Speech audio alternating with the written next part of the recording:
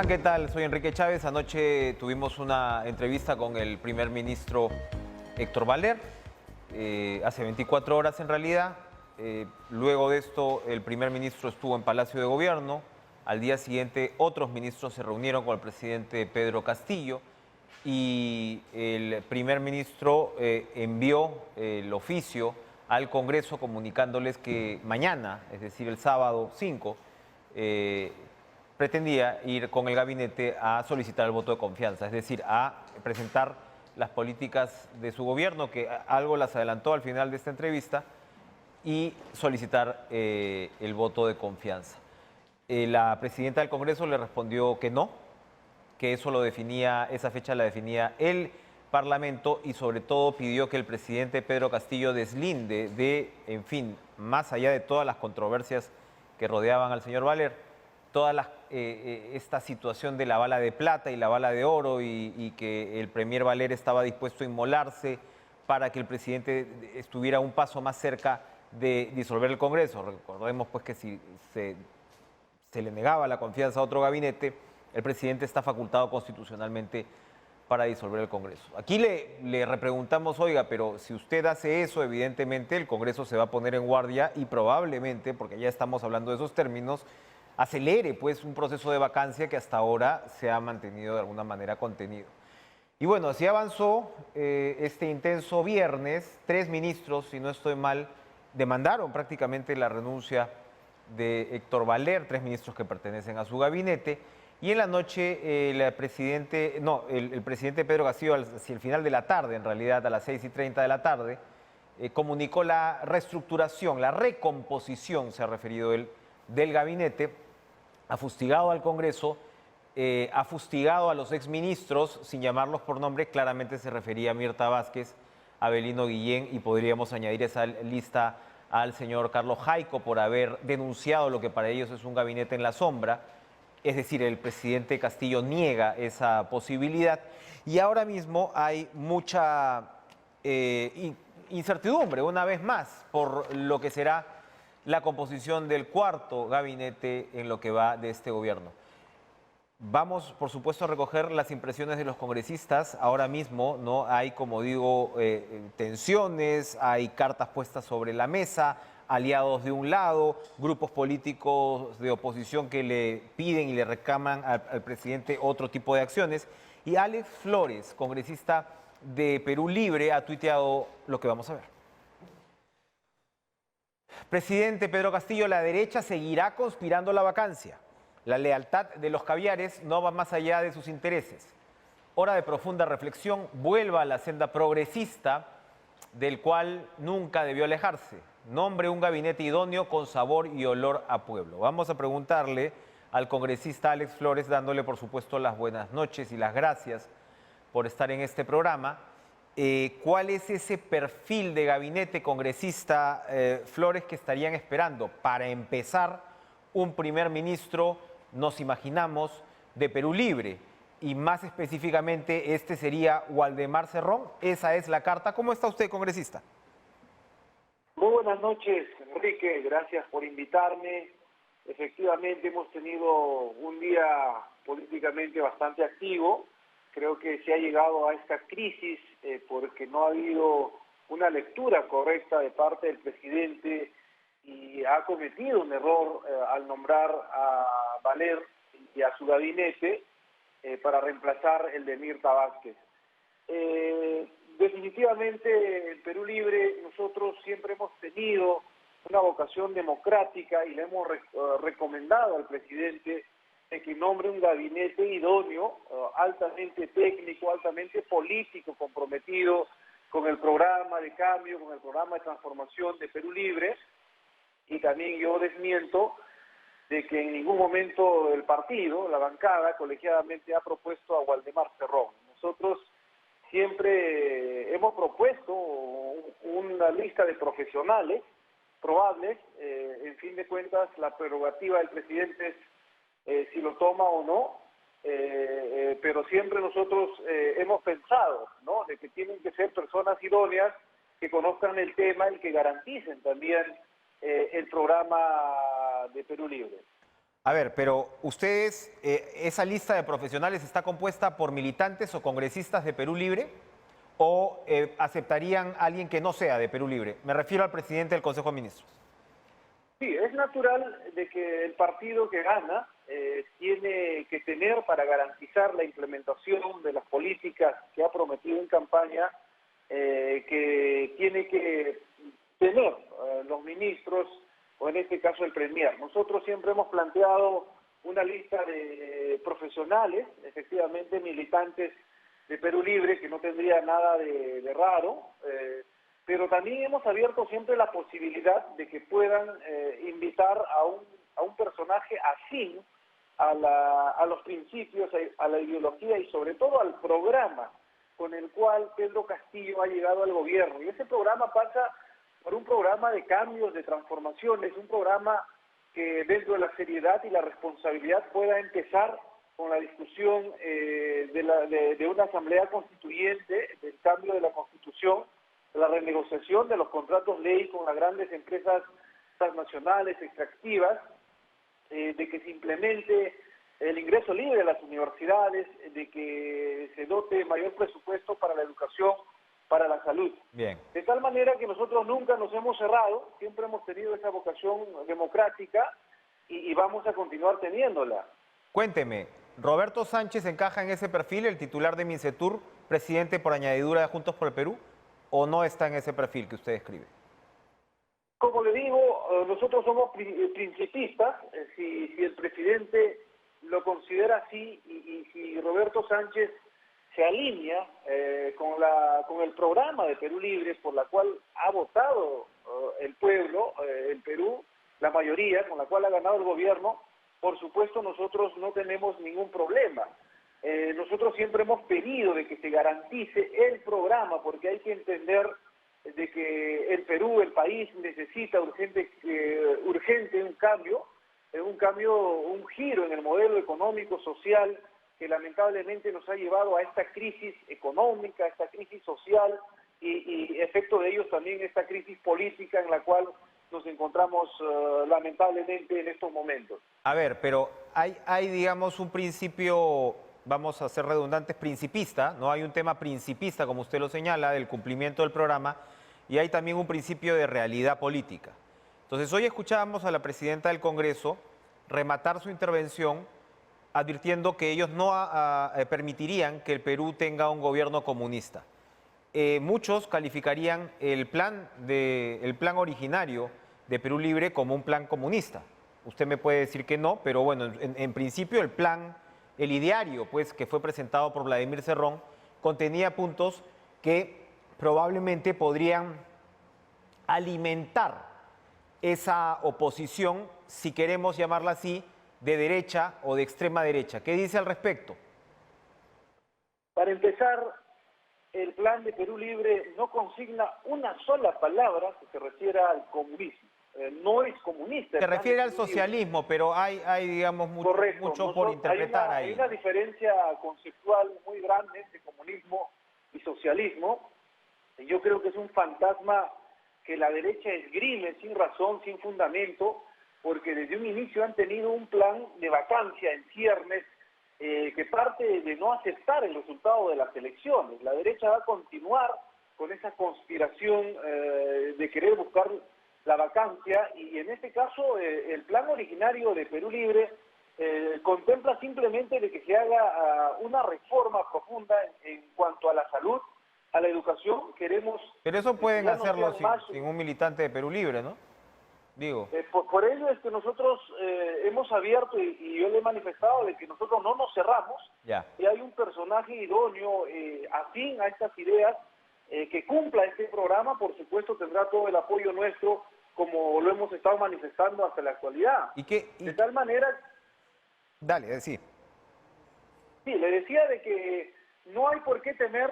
Perú Libre no plantea, como dice la presidenta del Congreso, un gobierno comunista de ninguna manera. Lo que queremos es un gobierno o un Estado más intervencionista, claro, como es el caso, por ejemplo... Sí, por favor, sí, termine la idea. Bueno, le decía intervencionista en el tema de salud, de educación, que necesitamos que sean un derecho fundamental antes que un negocio, una mercancía, como lamentablemente estamos viviendo con este régimen económico neoliberal. Bueno, las reformas a la Constitución ponen en duda lo que usted señala, pero lo último que yo quería preguntarle, Dina Boluarte, ella era de Perú Libre, la expulsaron, es voceada también como una de las posibles cartas como primera ministra. ¿No podría haber una reconciliación de Perú Libre con Dina Boluarte?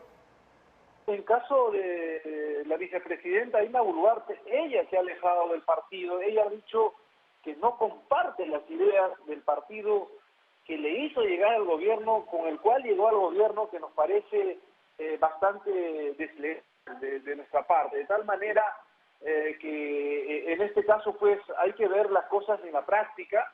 Nosotros pedimos de que se nombre un gabinete idóneo y, como le vuelvo a repetir, que empiece la implementación del plan de gobierno a favor del pueblo. Exacto, ya se nos ha terminado el tiempo, pero yo tengo que preguntarle.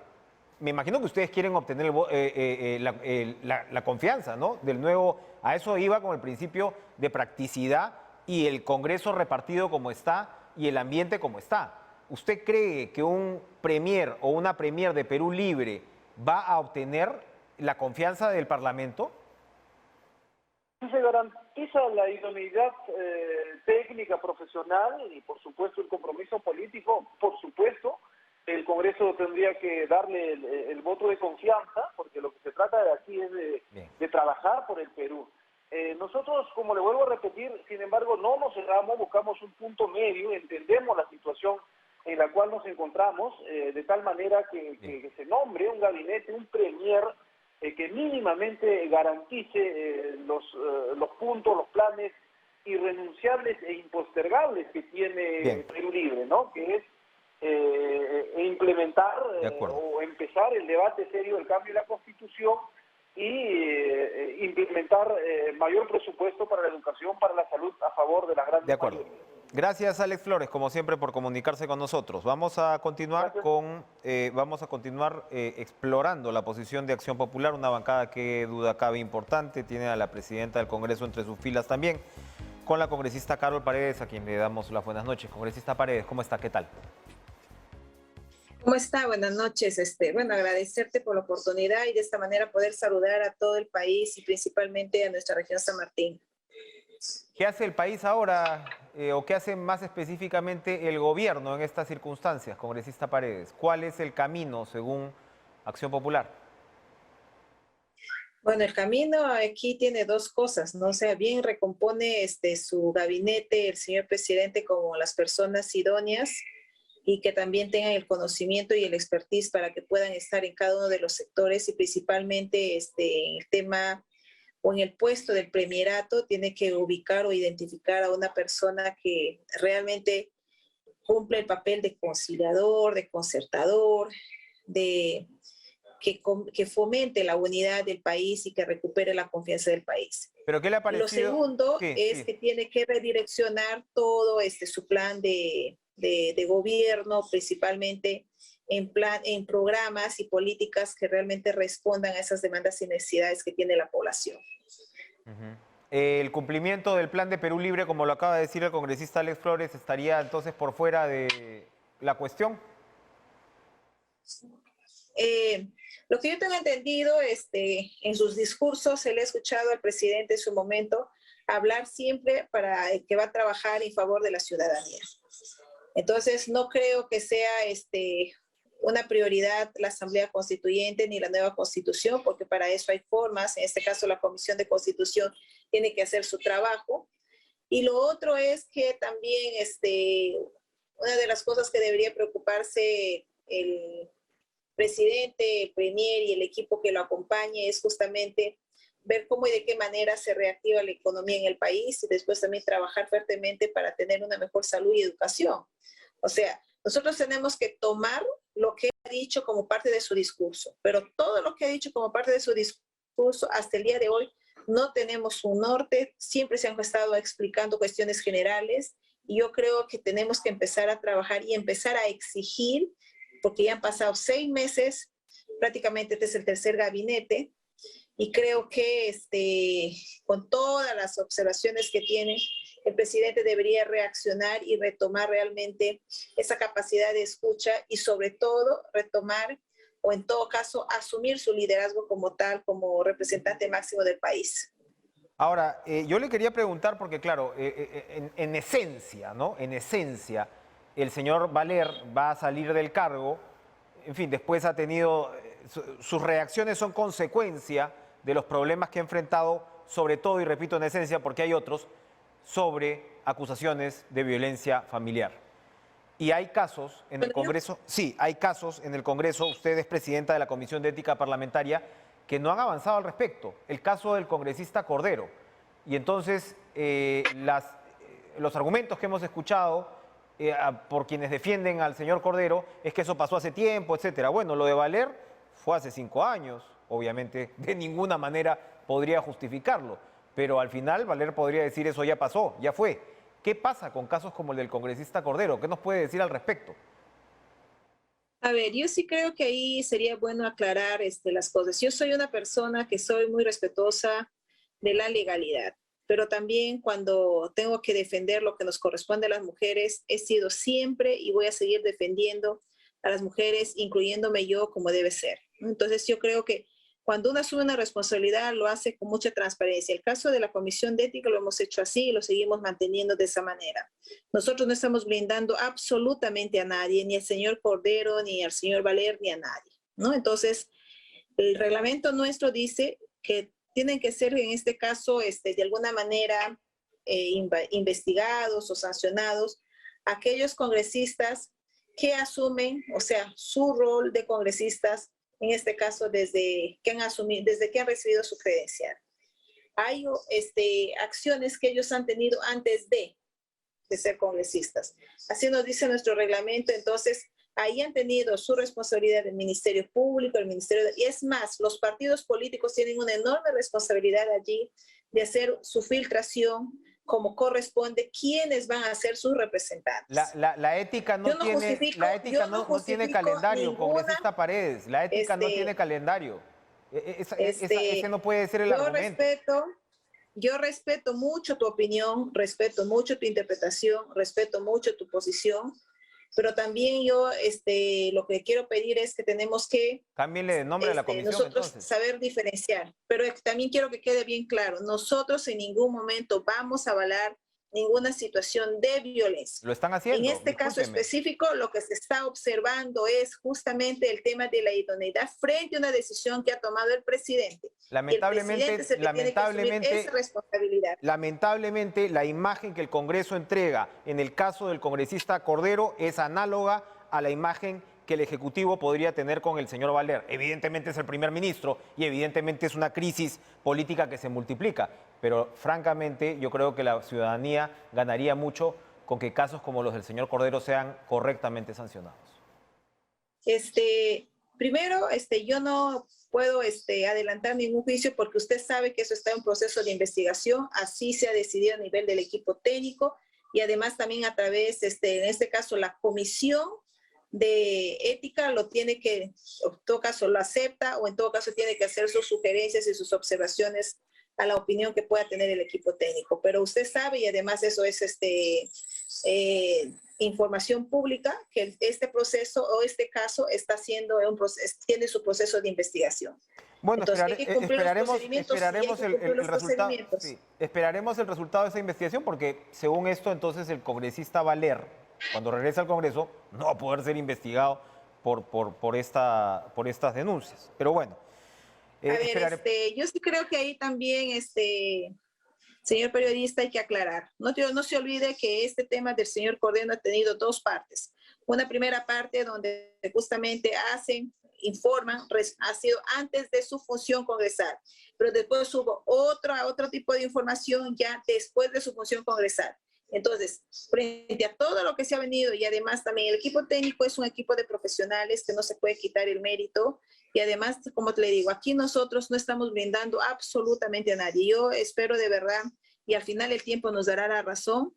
Nosotros vamos a hacer nuestro trabajo como corresponde de la manera más transparente y además también por eso es que estamos ahí totalmente comprometidos y lo que no vamos a permitir es que justamente pongan en tela de juicio nuestro trabajo que hemos Bueno, venido eso desarrollando se hasta hace el día con de hoy. resultados, Tenemos congresistas. 25 casos. Eso ¿Qué dice? se hace con resultados porque la historia que ha contado la expareja del congresista Cordero es de terror. Y bueno, esperamos por supuesto que el Congreso vaya a cumplir, como usted dice, su labor. Y eso realmente lo esperamos y esperamos resultados al respecto. Muchas gracias, congresista de Acción Popular, Carol Paredes. Continuamos con este paneo, con este Zoom por las opiniones parlamentarias con la primera vicepresidenta del Congreso, APP, Lady Camones. No sé si tenemos su tuit. ¿Tenemos el tuit? A ver, por favor, lo vamos a leer para darnos pie a esta conversación. Presidente Castillo, culpar al Congreso de la crisis política que genera usted con sus decisiones cerradas no hace otra cosa que dejar en claro su confesa incapacidad, sin un ápice de autocrítica que permita evaluar cualquier posibilidad que continúe al mando. Hashtag renuncie ya, un hashtag que bueno, se está repitiendo en los últimos días porque congresista Camones, le doy las buenas noches y le doy la bienvenida y le doy el agradecimiento por estar con nosotros hoy. Se ha hablado mucho del tema de vacancia. El congresista Montoya ha vuelto a la carga con la posibilidad de impulsar una moción de vacancia y usted está diciendo aquí y reclama una renuncia. Es una posición similar a la que hasta ahora han expresado congresistas como los del Partido Morado. Si vemos lo que fue el mensaje a la nación del primer mandatario hoy, claramente entre sus planes no está renunciar, creo yo. No sé si eso podría cambiar, pero ¿cómo observa usted esa tendencia de la posibilidad de demandar una renuncia, ya no necesariamente una vacancia? ¿Cómo está, congresista? ¿Cómo está? Buenas noches. Bueno, efectivamente, yo soy una de las que está ya convencida de que el presidente, pues, no solamente por la aceptación que él mismo ha hecho de la incapacidad que tiene para dirigir nuestro país, y sumado a ello, pues, estas pésimas decisiones que continúa teniendo respecto a la designación de ministros o de premier, pues, en personas que dejan demasiado o que tienen demasiados cuestionamientos para cargárseles carteras tan importantes, ¿no? El caso Valer, pues, ya es prácticamente la gota que colmó el vaso. En ese sentido, lo más ideal, sinceramente, sería que el presidente, pues, reconozca una vez más que ya no está preparado para esto, porque no solamente es que es el desconocimiento que tiene respecto al manejo gubernamental, al tema de gestión pública, sino pues su pésima elección en el equipo de trabajo que tiene que conformar para que tenga pues un gabinete que ayude a conducir el país pues a la resolución de los grandes problemas que tenemos, ¿no? Entonces yo invoco nuevamente, y lo voy a hacer cada vez que tenga la oportunidad de salir en medios de comunicación, a que el presidente dé un paso al costado y permita pues que quien tenga que asumir pues las riendas del país empiece a trabajar por el país, empiece a concertar, empiece a conciliar también con el legislativo, porque hoy, lejos de ver pues un presidente que haya hecho un mea culpa por la afrenta que ha significado la elección de Valer hacia el legislativo, por la ofensa que ha significado también esta elección frente a nosotras las mujeres, al elegir a una persona violenta, una persona que ataca a las mujeres, no solamente a la esposa, a la hija, sino a cuantos civil se le pueda cruzar en el camino, una persona que tiene serios problemas de conducta. Entonces, ¿qué más pruebas podemos tener de que el presidente realmente no está capacitado? Bien, no se encuentra capacitado para dirigir al país. Esa finalmente sería una decisión personalísima de él, de producirse. Es una decisión personal. Es personalísima, es una decisión personalísima porque efectivamente la Constitución permite que el primer mandatario de la República dimita, renuncie, ¿no? Y bueno, fue lo que pasó en medio de circunstancias muy distintas y de una polarización política tremenda con Pedro Pablo Kuczynski, ¿no? Cuando el fujimorismo dominaba el Congreso. Pero, a ver, usted lo que acaba de señalar es quien asuma comience a gobernar de manera correcta. Y ahí, congresista, hay una pregunta central. Porque ¿quién asume? La vicepresidenta Dina Boluarte. Claro, debería asumir ella, ¿no? Ok, porque hay otras corrientes, ¿no?, que señalan que habría que vacar tanto al presidente como a la vicepresidenta, o que renuncien ambos, y en todo caso asumiría, como correspondería en ese caso, la presidenta del Congreso y convocaría elecciones generales. Ahí hay una cuestión crítica, ¿no?, más allá de todo lo que se discute, porque en realidad lo que se señala es que el Congreso quiere quedarse, pues, ¿no? O sea, los congresistas que están ahorita quieren quedarse en sus cargos y quieren cumplir sus 5 años. ¿Usted entonces en la renuncia vería una posibilidad de que ese mandato se complete?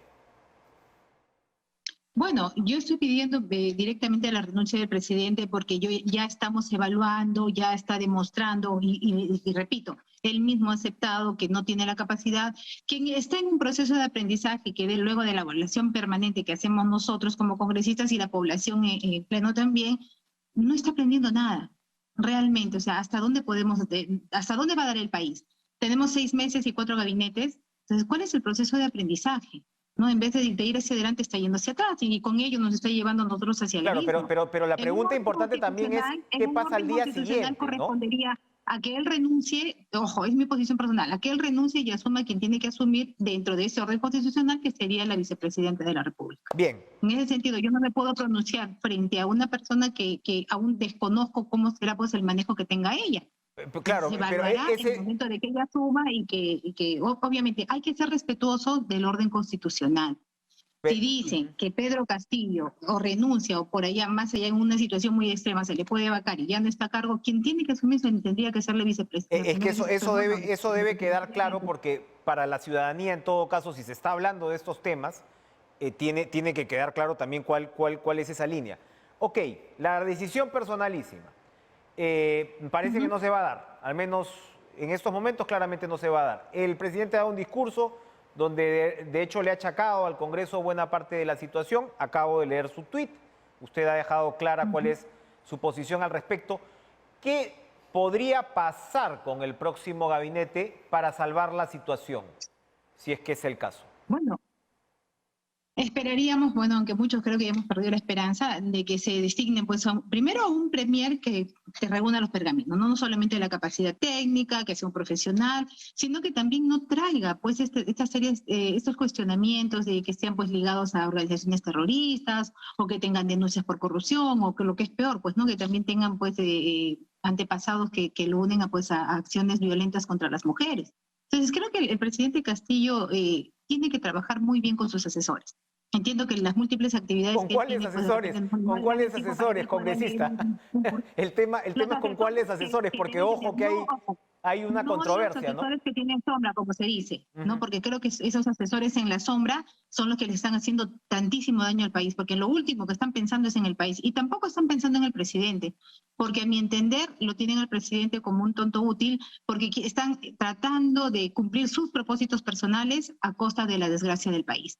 Entonces, si ese hecho de tener un gabinete en la sombra es real y que se tiene, yo dispongo que la fiscal de la Nación inmediatamente pues intervenga, que investigue si realmente, porque ese es un hecho totalmente irregular y que le pudiera costar sí al presidente la vacancia del puesto.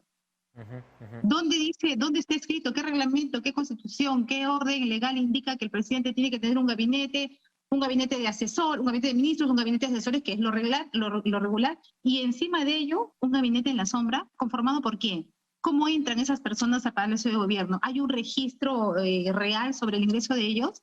Ya se sabe de una manera informal, ojo, que hay personas que entran y que no se registran, y son precisamente ellos los que conforman ese gabinete en la sombra. Alex Flores, tiene que empezar por transparentar ese ingreso de personas que no forman parte del aparato estatal, que no forman parte del Ejecutivo. El Ejecutivo tiene una organización, tiene un organigrama y como tal es lo que se tiene que respetar. Terceros, que no tienen nada que ver en este manejo, están de más. De acuerdo, un cargo público acarrea la responsabilidad del mismo y debe ser transparentado. Su colega Alex Flores, de Perú Libre, reclama dicen que están abiertos, pero reclaman básicamente un premier de Perú Libre. ¿Qué tal iría a Waldemar Cerrón en una posible voto para obtener la confianza? Bueno, tendrían que evaluar esto. Esto es una decisión que la tiene que tomar el presidente. Esperemos pues que Waldemar no tenga los antecedentes que ha tenido ya los que están pasando. Particularmente yo preferiría que sea una persona de centro, una persona que tenga esos niveles de coordinación, de conciliación, de poder unificar, ¿no?, a los grupos políticos, a las bancadas, que tenga ese poder de poder ayudar, ¿no?, a esa conciliación y a esa gobernabilidad. Una persona concertadora necesitamos. No digo que Waldemar no lo sea, pero sé que Valdemar también tiene algunos denuncias por corrupción, entonces prácticamente sería más de lo mismo. Bien. Entonces, estamos pidiendo y exigiendo, sobre todo, que sean personas intachables, personas que no nos hagan perder el tiempo como estamos perdiendo aquí. Son 6 meses de ingobernabilidad. El país prácticamente está sin rumbo, está paralizado. Los sectores que más necesitan atención, economía, salud, educación, el tema de la reactivación económica, no pueden estar postergados por las pésimas decisiones que tiene el presidente de la República a nombrar a gente pues que nunca debió formar parte del Estado. Entonces, bien. ¿Qué le pasa al presidente? ¿Qué le pasan a sus asesores? Bien. ¿Y qué le pasan a los ministros que avalan a que Valer siga pues en este cargo? Si tú criticas a alguien, ten la dignidad de criticar y retirarte de ese gabinete, porque si no, estás siendo parte de todo ese show, de todo ese circo. Lady Camones, primera vicepresidenta del Congreso, gracias por estar con nosotros planteando, por supuesto, sus perspectivas y sus opiniones. Vamos a regresar con Osvaldo Segarra, jefe de la SUNEDU, que está muy preocupado por una decisión inminente del Congreso.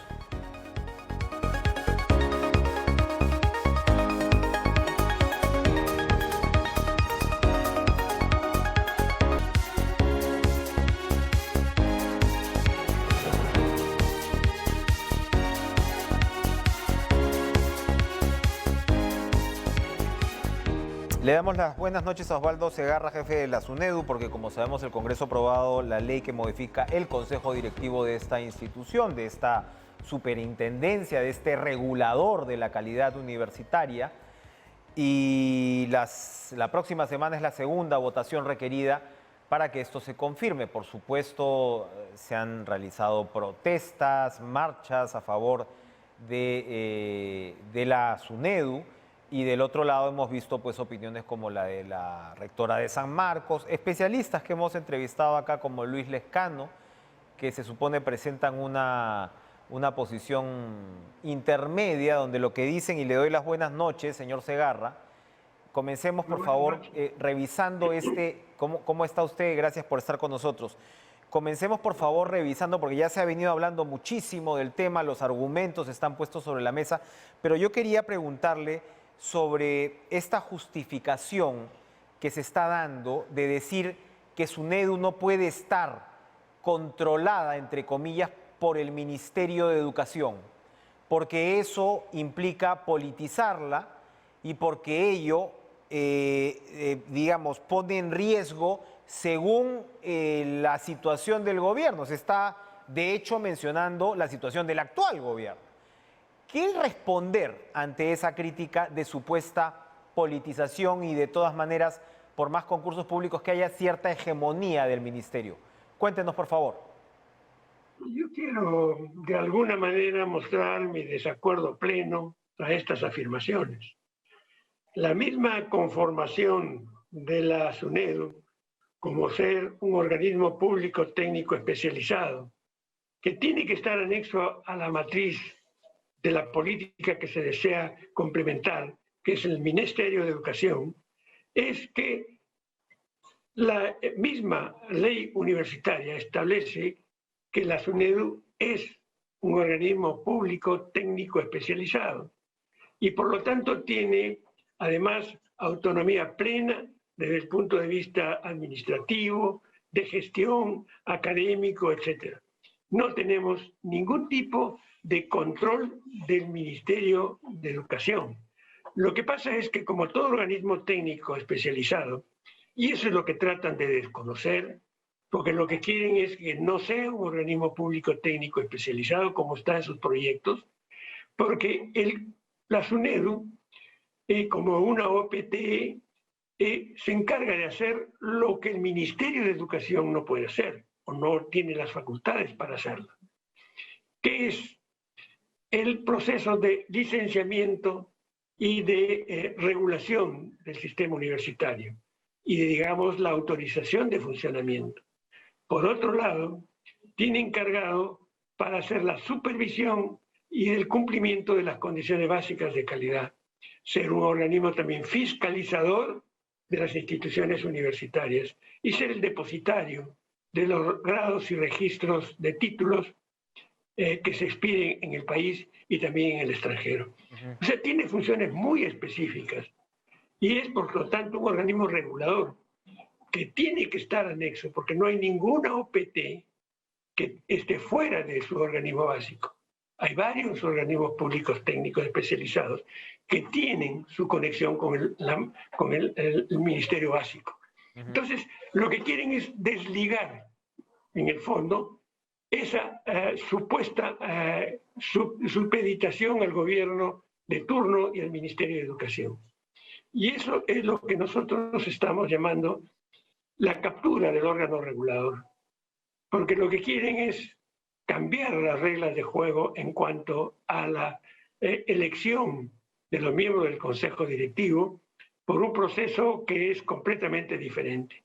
La elección actual es por concurso público y digamos que muy exigente y con las exigencias que la misma ley universitaria establece y no como se está planteando en el proyecto, que sea una elección pública de alumnos y profesores, y en todo caso que sean los rectores los que elijan, lo cual cambia totalmente las reglas de juego de la SUNEDU.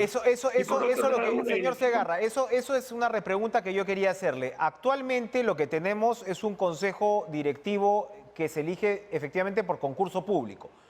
Y el ministerio pone al jefe de SUNEDU. El concurso público, ¿tenemos actualmente representante de CONCITEC en el consejo directivo? Claro, tenemos. Somos 5 miembros que son elegidos por concurso público.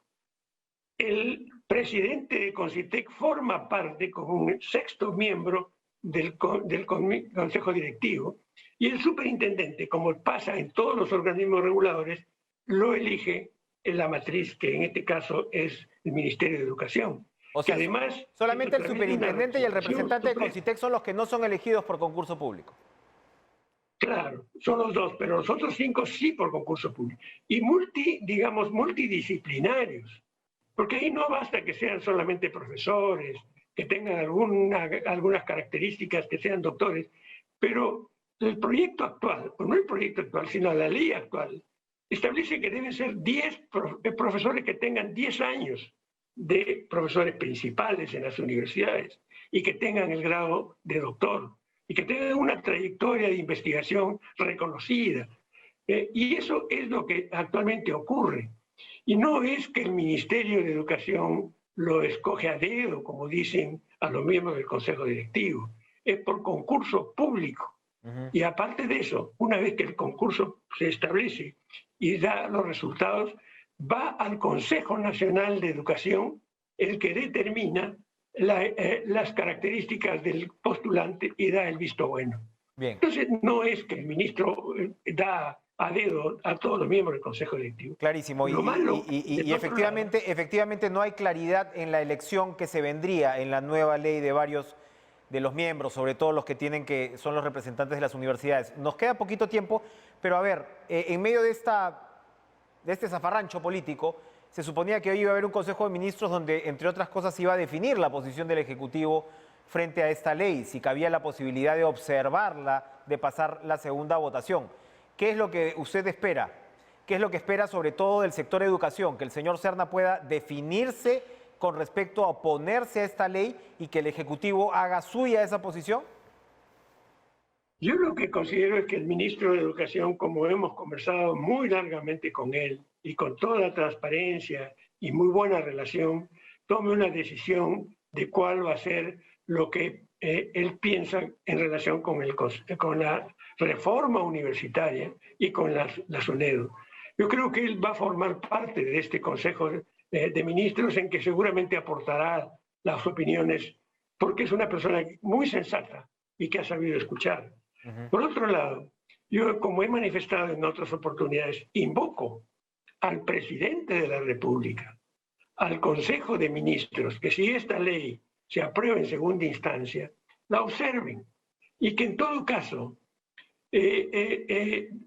hagan una acción de inconstitucionalidad al Tribunal Constitucional, porque en todas las interpretaciones que pueden darse, libres, como si una ley se puede cambiar con otra ley muy fácilmente, el Tribunal Constitucional ya ha dado sanciones respectivas en que la reforma universitaria, la ley universitaria y la SUNEDU no alteran ni invaden la autonomía de las universidades.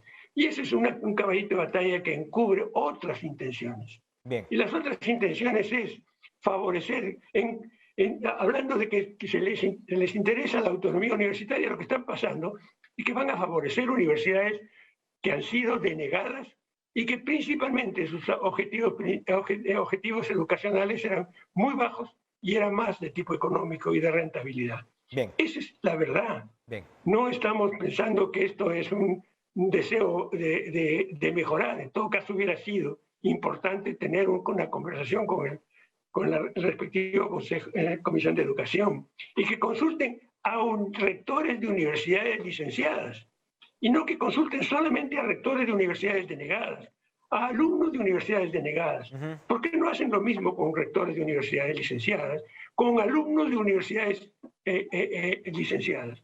Bien. Y le decía, a partir de este año, 1.200.000 alumnos van a concurrir a sus universidades licenciadas que cumplen las condiciones básicas de calidad y que les va a dar de alguna manera garantía de que los procesos académicos y de investigación que van a emprender va a ser satisfactorio. Y eso es lo más importante. Lo otro es anecdótico y de muy mala fe y con muchos intereses de por medio. Muy bien. Osvaldo Segarra, jefe de SUNEDU, gracias por estar con nosotros planteando su posición. Mañana hay una marcha, por cierto, en defensa de la educación superior. Vamos a una pausa, regresamos con Enver León, secretario general de Nuevo Perú.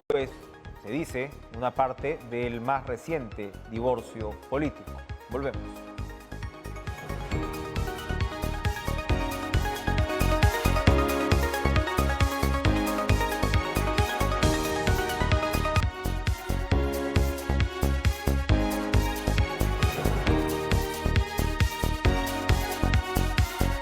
Nuevo Perú es un partido con gravitación política, ¿no? O sea, a pesar de que tienen todavía problemas para lograr la inscripción como tal, han tenido elección de dirigencia el domingo pasado y Anaí Durán, hoy exministra de la Mujer, es su nueva presidenta y su nuevo secretario general es Enver León, a quien le damos la bienvenida. ¿Cómo está, señor León? Buenas noches.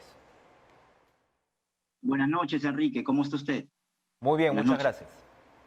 Bueno, a ver, el divorcio de Nuevo Perú con el gobierno de Pedro Castillo es definitivo, porque yo veo un tuit hace poquito de Verónica Mendoza, que si bien ya no preside Nuevo Perú, pero dice que si hay cambios y que, bueno, la caída del gabinete Valer es un triunfo de la ciudadanía, pero que si hay cambios deben ser estos estructurales y a fondo. Es decir, es un discurso distinto al del hilo que Verónica expuso hace un par de días.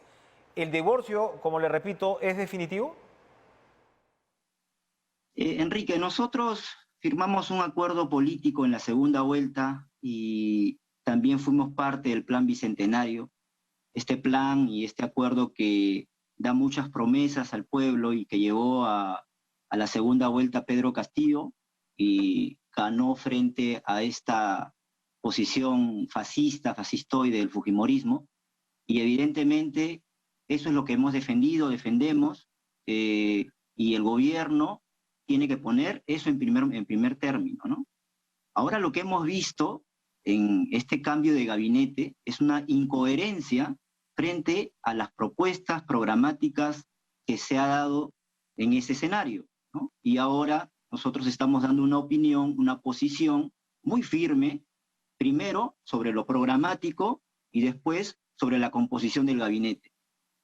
Nos parece que, por ejemplo, hoy el presidente en esta oportunidad, cuando se ha dirigido al pueblo peruano, ha mencionado efectivamente que se va a respetar el programa, pero nos parece incoherente de su parte que no ha lanzado ninguna crítica hacia el gabinete Valer, pero sin embargo, el anuncio de un nuevo gabinete crea ciertas expectativas, evidentemente, porque nosotros eso es lo que hemos manifestado en nuestro pronunciamiento, que este gabinete Valer no le vamos a dar la confianza y no va, y efectivamente ahora estamos con esta posibilidad de un nuevo gabinete que otra vez vuelva a su cauce inicial de poder garantizar que se defienda el programa y las promesas de cambio.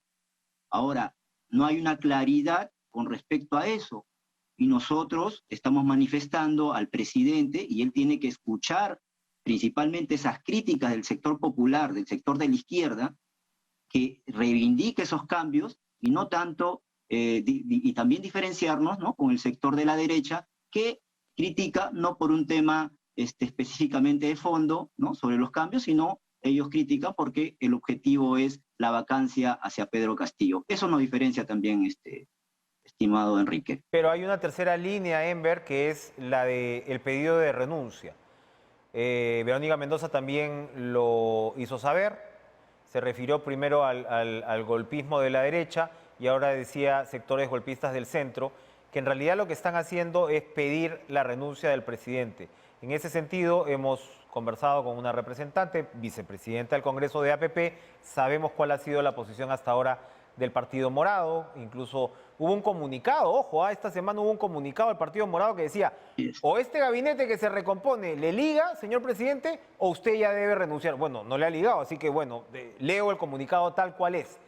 Esa posición, ese pedido, esa demanda de renuncia, ¿cómo la toma Nuevo Perú?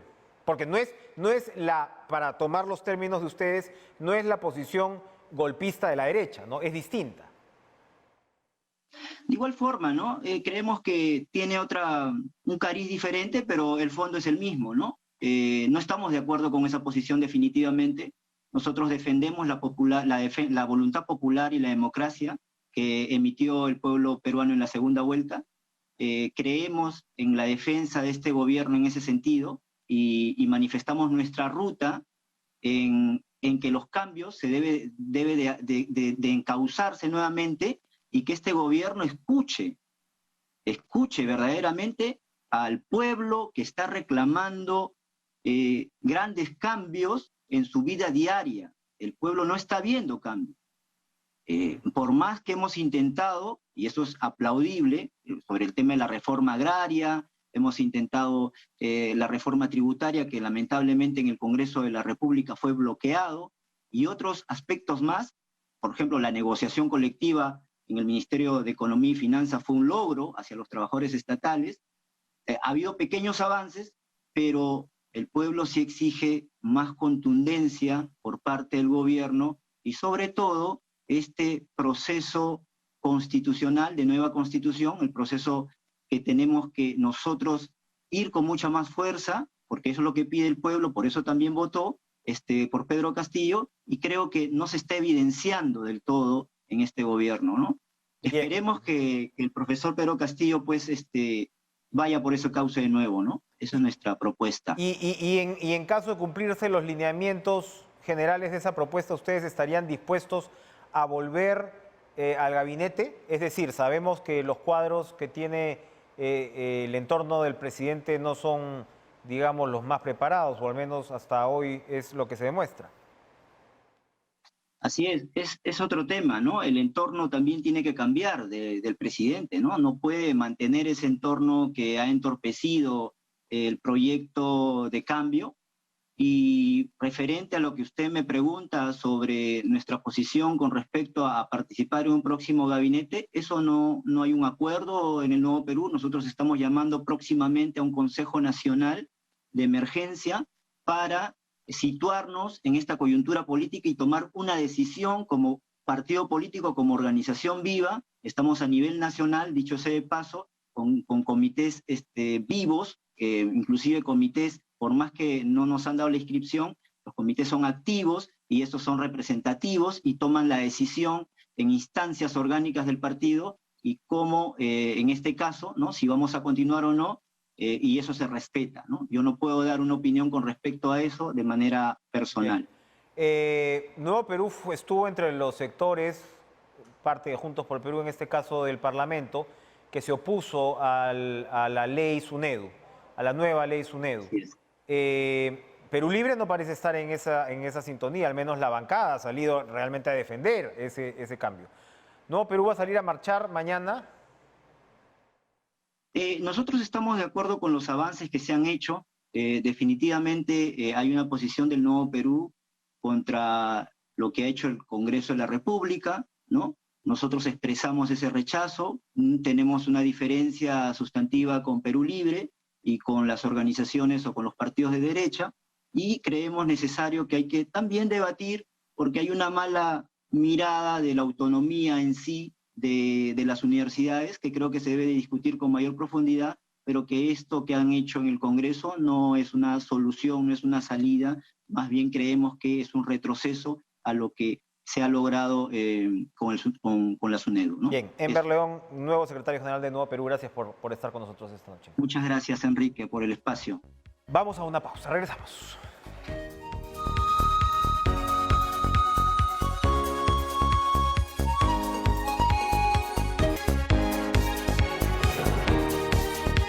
Bien, que esperemos que el fin de semana sea un fin de semana relativamente tranquilo, ¿no? Que recupere algún tipo de nivel de estabilidad, que no nos encontremos el lunes con una situación completamente cambiada, confío en que no. Pero recuerden, si estamos yendo ya al cuarto gabinete, tenga usted pues su tercera dosis, aproveche el fin de semana para ponerse al día si es que no lo ha hecho. Tengan, como repito, un muy buen fin de semana. Sigan con Luis Alejandro Trizano y toda la información deportiva en Pared. Adiós.